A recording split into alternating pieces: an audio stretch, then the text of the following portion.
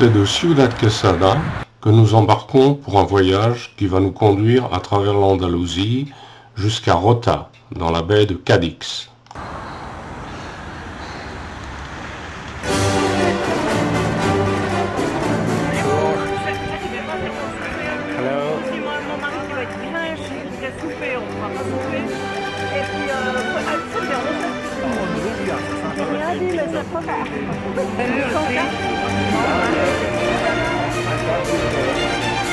T'es réveillé maintenant? Ouais, tout à fait, ouais.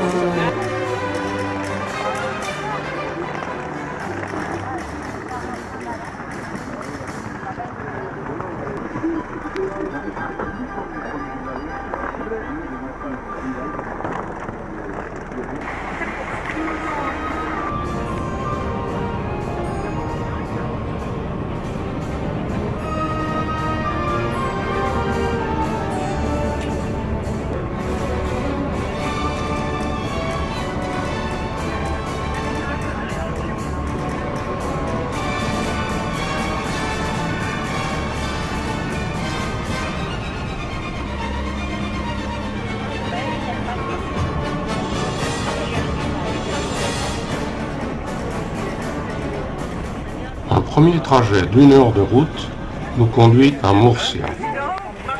Après une demi-heure d'attente dans cette ville, un autre bus qui a embarqué des Espagnols à Valencia arrive enfin et nous repartons pour ce long voyage.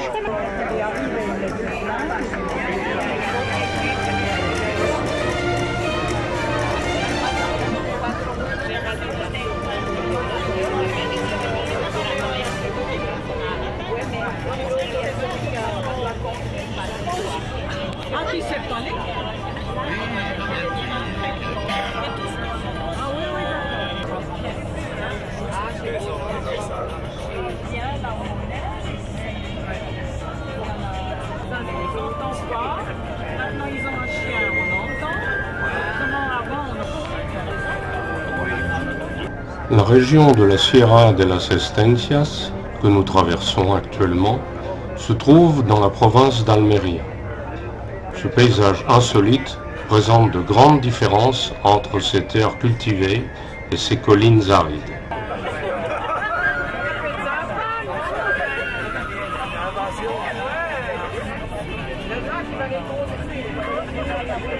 Por esto, Chris, le llamaremos ingreso. Sí, señora. Que tenga un buen día. Lo digo. Retrasado. Sí, Post Audition. Claro, y podríamos ahorros de nuestra vida en esos trastos.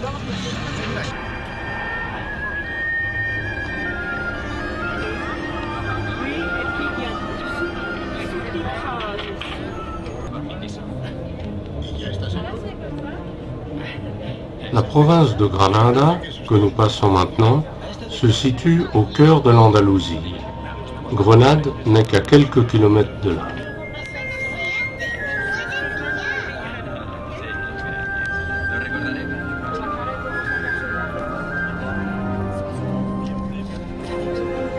L'endroit que nous apercevons est la ville de Loja, à l'origine une ville mauresque appelée Medina Lafsa. Après avoir longé la Sierra Nevada, nous faisons une courte pause dans un resto-route qui se trouve à la limite ouest de la province de Grenade. L'Espagne possède, après l'Allemagne et les États-Unis, le 3e parc éolien mondial. Les pales que transporte ce camion sont impressionnantes.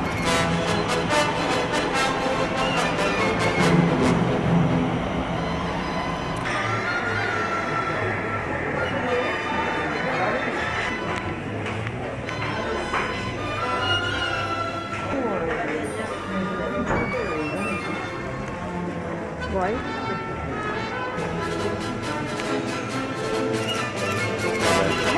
Dégueulasse. J'avais pas le bouger.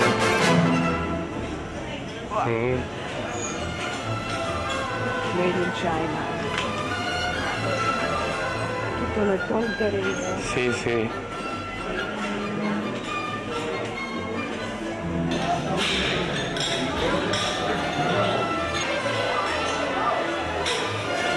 Ça y est, t'as trouvé?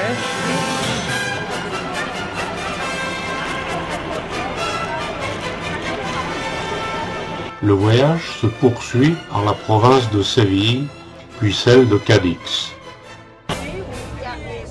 La nuit est tombée depuis plus d'1 heure, et après un voyage de 700 km, nous arrivons enfin à l'hôtel.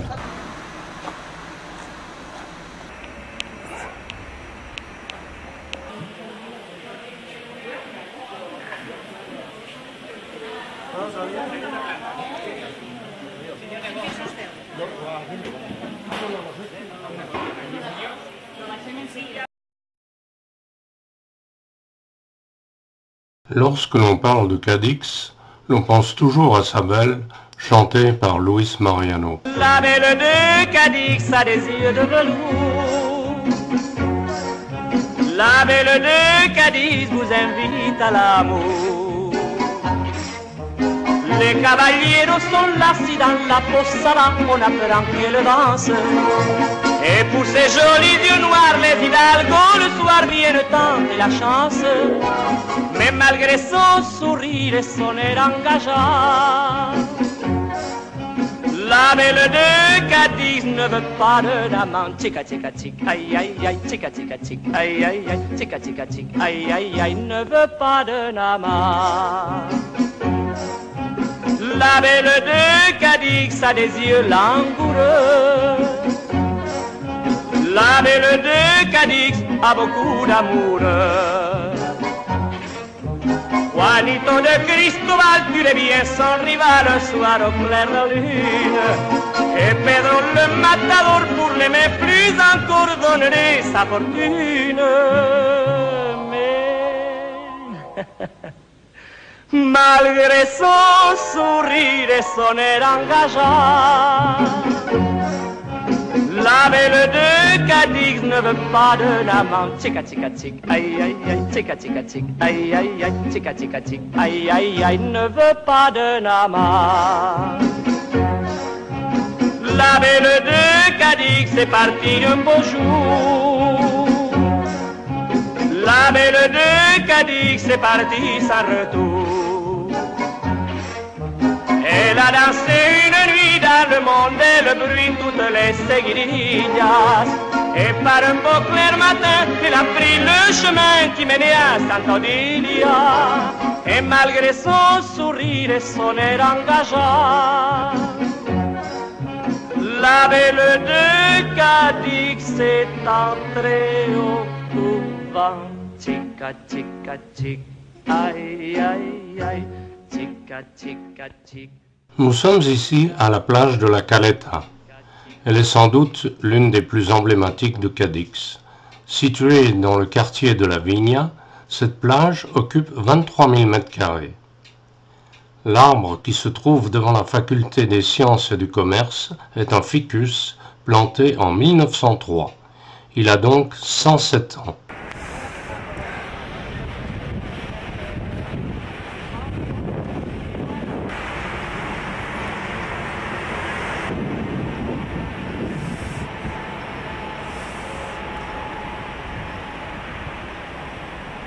Alors, qu'est-ce que vous pensez de cet arbre? Ah bah dis donc, il est un peu plus vieux que nous, hein. Ouais. Quand il sera comme ça, il a quelques heures de vol, là. C'est splendide, hein. C'est beau, hein? C'est impressionnant. Par contre, Ouais. je trouve qu'il est payé, donc il va faire un peu plus joli. Ce monument qui se termine en forme de plume symbolise la liberté de la presse.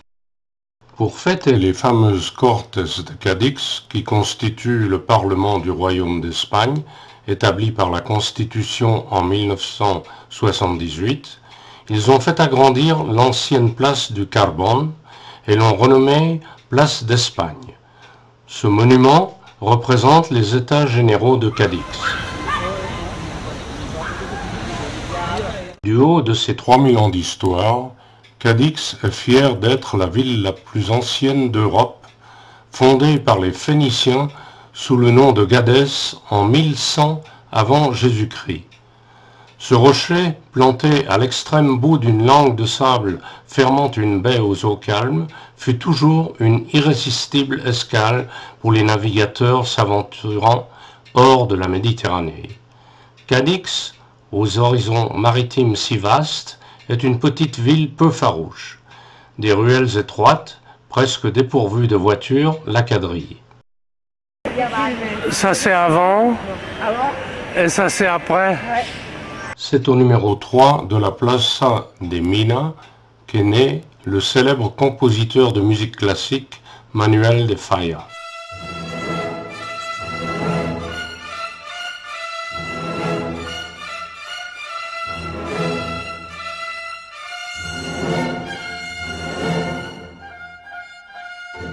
Sur la place San Antonio, l'on remarque plusieurs maisons avec des tours de guet. Ces tours sont l'un des éléments les plus caractéristiques de l'architecture de Cadix. Plus de 100 tours miradors comme celles que l'on voit ici sont éparpillées à travers la ville. C'est du haut de ces tours que les riches marchands de Cadix scrutaient autrefois le trafic des navires amis ou ennemis.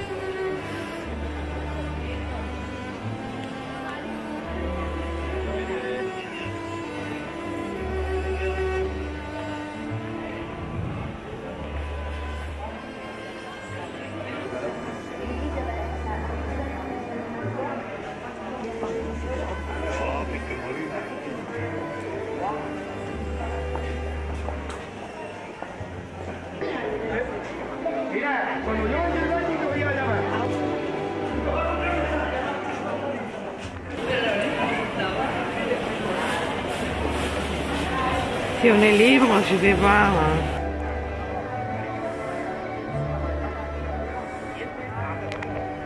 La construction de la cathédrale dura 116 ans. Commencée dans un style baroque, ses éléments les plus récents sont de facture néoclassique.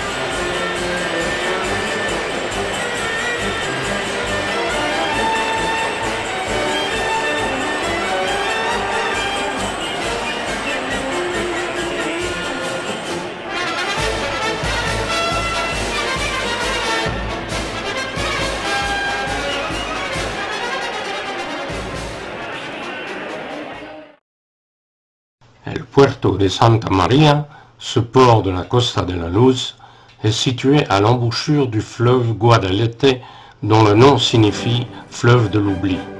C'est l'une des cités les plus caractéristiques de la baie de Cadix.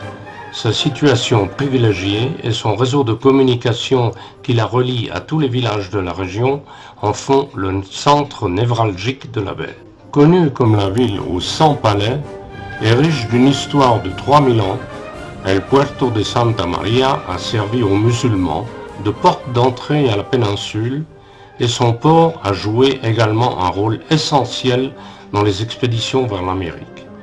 Son histoire et ses traditions se reflètent même sur les façades des résidences palais et des monuments, ainsi que sur les caves qui continuent de produire d'excellents vins du territoire viticole de la province de Cadix, appelé El Marco de Jerez. Des patios purement andalous, une arène traditionnelle et d'excellents restaurants de fruits de mer constituent quelques-uns des aspects de cette partie de la Costa de la Luz.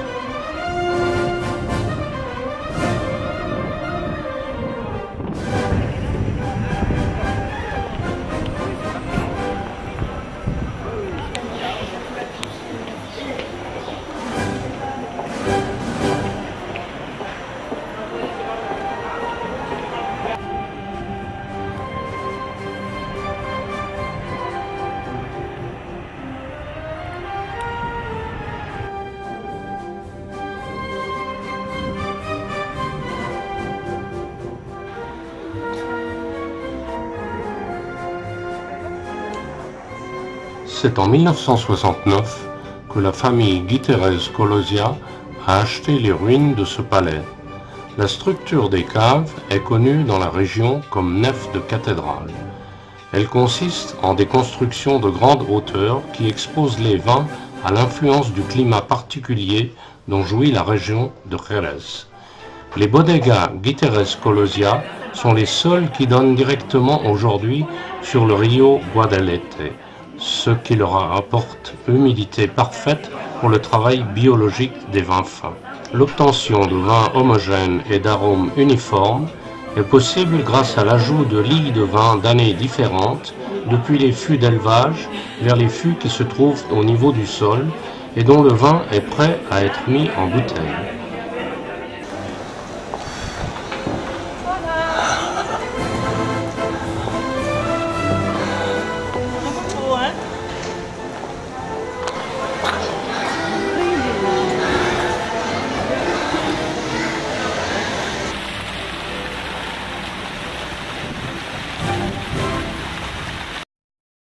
La localité de Jerez de la Frontera est la plus grande de la province.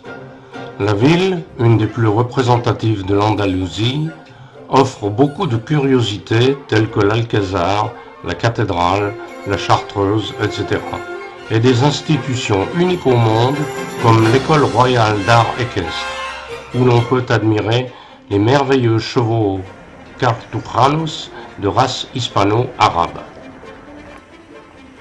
L'Alcazar de Jerez de la Frontera date du XIIe siècle et fut réformé au XVe siècle, puis modifié au XVIIIe et XXe siècle. Cette construction de base carrée est d'origine almohade et fut érigée au XIIe siècle. Elle fut la résidence des califes sévillans et le siège des gouverneurs chrétiens après que la ville fut tombée aux mains d'Alphonse X. Dans ses dépendances, magnifiquement restaurée, se trouve la mosquée christianisée, les bains arabes, le moulin à huile et de beaux jardins.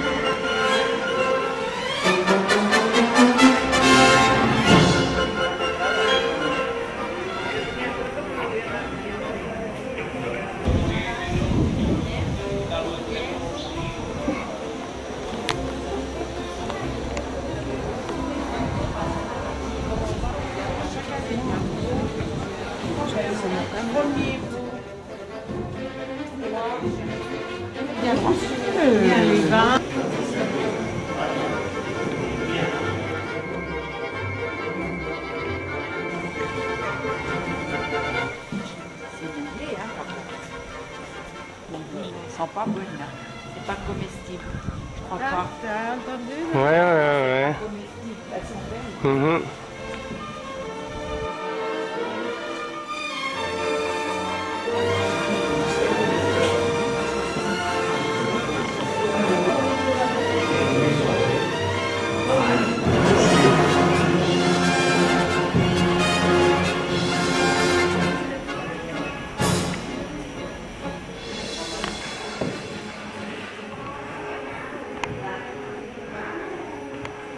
Ah ouais.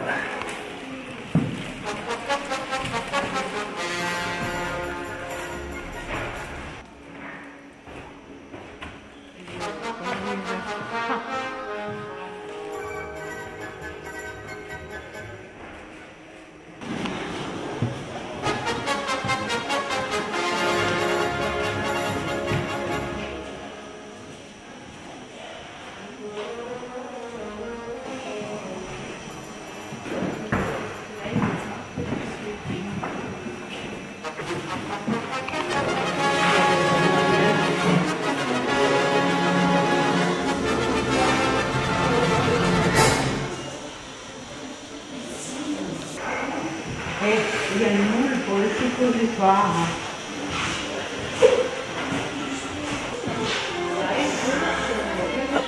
Qu'est-ce que ça dit, Elisabeth? Qu'est-ce que tu as vu ici?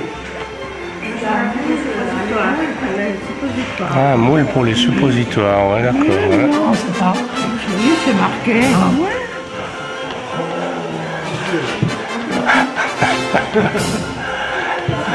Une curiosité de l'Alcazar, dont le principe optique qui existait déjà à l'époque de Léonard de Vinci, est la camera obscura. L'intérieur de la tour principale du palais de Villavicencio, le plus élevé de la ville, contient cette fameuse camera oscura. Un simple jeu de lentilles et de miroirs permet de voir sur un écran en temps réel tout ce qui se passe dans les rues et les places de la ville et les terres lointaines de la campagne de Jerez.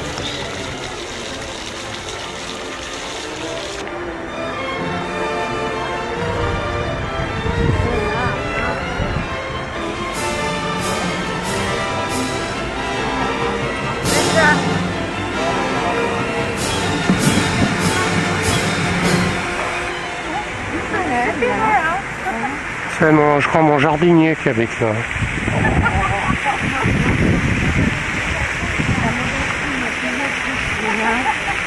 L'école royale andalouse d'art équestre est située près d'un palais du XIXe siècle, dans le superbe parc Recreo de las Cadenas. Elle est considérée comme l'une des meilleures écoles de dressage du monde.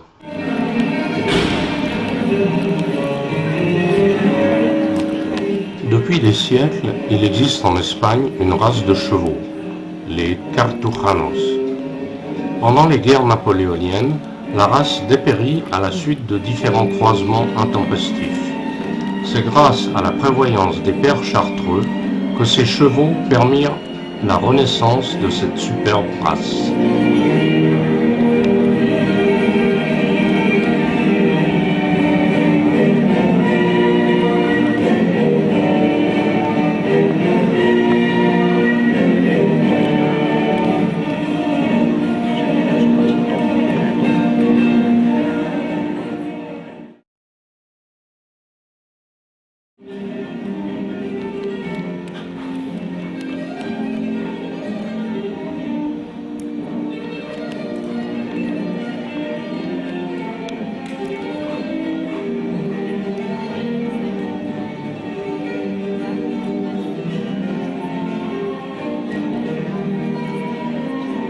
Les pur-sang espagnols, race intelligente et courageuse à l'allure élégante et à la crinière particulièrement longue et souple, sont parfaitement adaptés à la complexité des mouvements de haute école.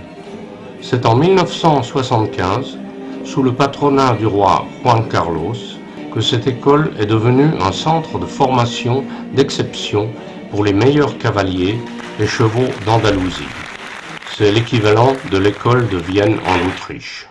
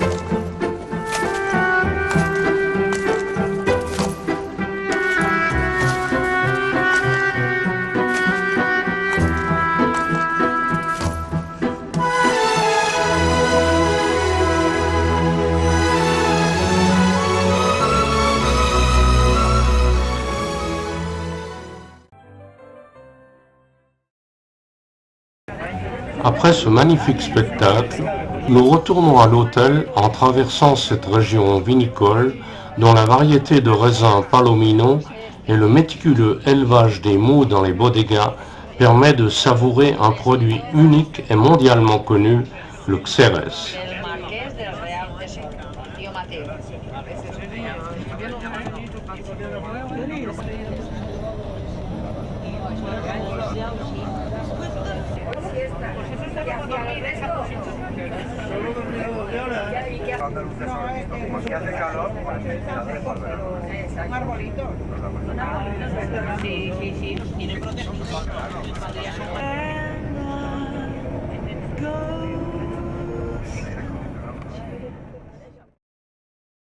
Sanlúcar de Barrameda est réputé pour ses caves de vin Manzanilla.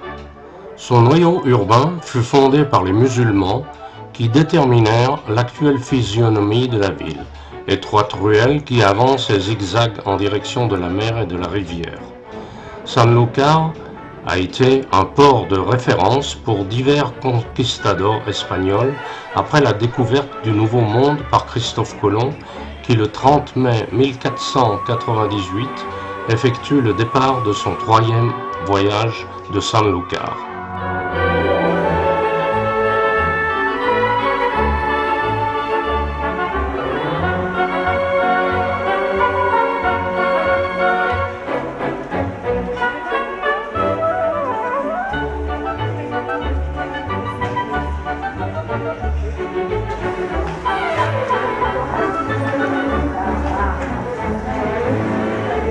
Ah ouais, c'est beau ça.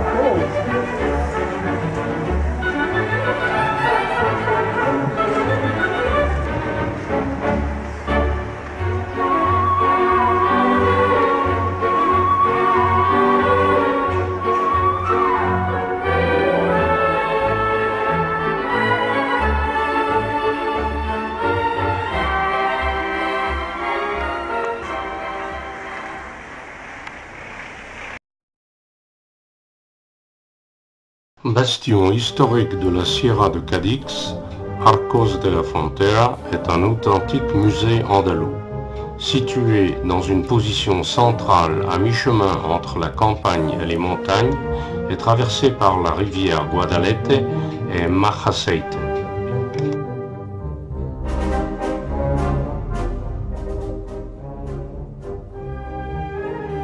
façade principale de l'église de Santa Maria, ouvrage d'Alonso de Baena, fut construite en 1530 et porte le titre de basilique mineure depuis 1993.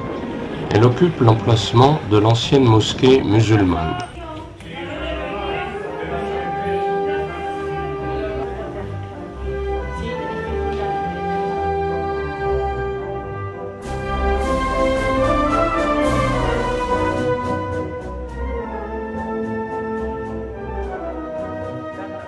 On remarquera les belles voûtes en étoiles et le retable du XVIIe siècle, œuvre de Jerónimo Hernández et de Juan Bautista Vázquez, qui représente l'Assomption de la Vierge.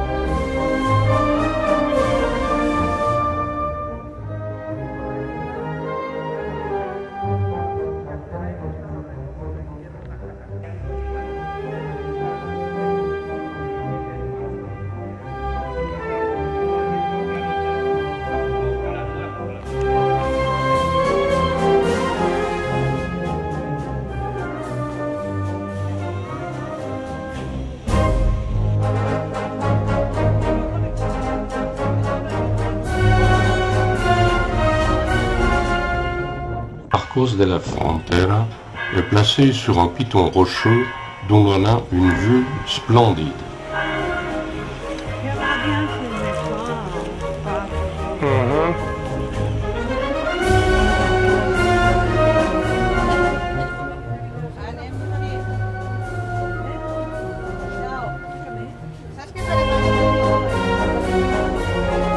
Les origines de la ville datent de l'époque musulmane. Le dédale de ses ruelles étroites et en pente, et le grand nombre de jolis petits coins et gracieux monuments font de cette ville un ensemble d'une beauté exceptionnelle.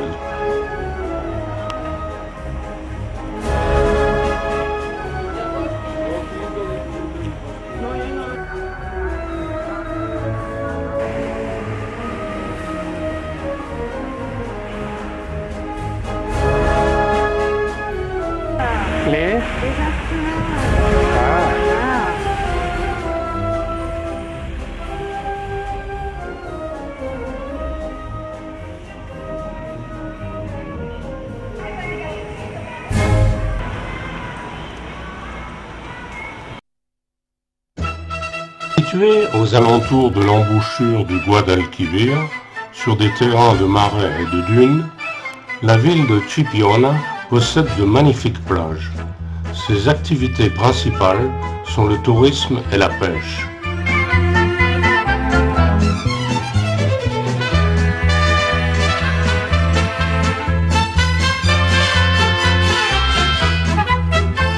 L'origine de la ville se situe autour d'une ancienne tour romaine, à l'emplacement du fameux phare le plus élevé d'Espagne, 3e en Europe et 5e dans le monde. Construit en 1867 au bout de la Playa de Regla, sa hauteur est de 63 mètres et son élévation par rapport au niveau de la mer est de 69 mètres. Sa portée est de 28 miles, soit 45 km, et son feu lance un éclat blanc toutes les 10 secondes. Ce phare signale aux bateaux l'entrée du Guadalquivir, le seul fleuve navigable en Espagne.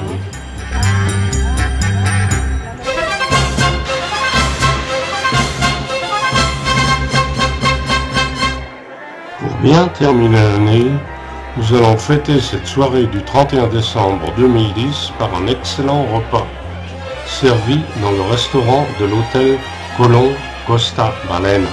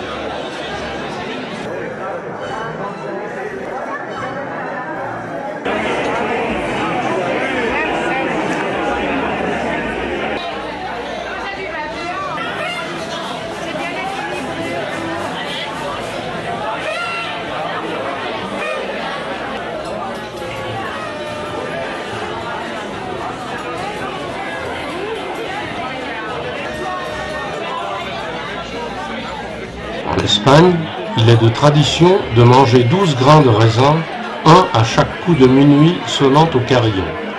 Cette coutume remonte à 1909, lorsque les vignerons d'Alicante pensèrent que ce pourrait être un moyen de remédier au surplus de production de cette année.